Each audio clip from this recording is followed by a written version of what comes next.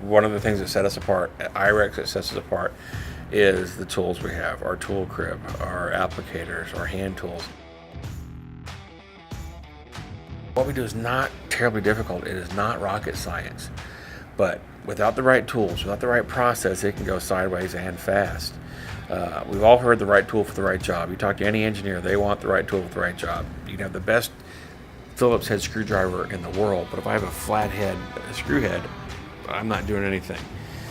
The right tool for the right job, and we make sure that we're committed to that. A lot of clients out there will get it halfway there and try to modify. And not that we've never done it, but we try as a general rule not to have to modify existing tools to try to fit a tool that we don't have. We'll normally invest in it.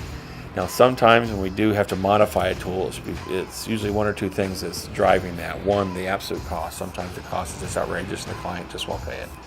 And some of those tools can get awful expensive.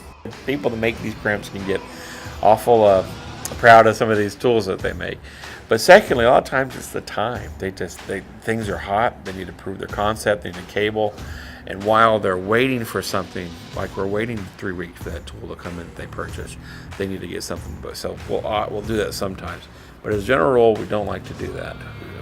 We try to avoid it at all costs. And as a forever and ever solution, we'll usually put a caveat on something that asks us to not use the right tool. Or if they bring us a tool and we find it's not the right tool, we'll often say, listen, we can't guarantee these cables because they're not built with the right tool.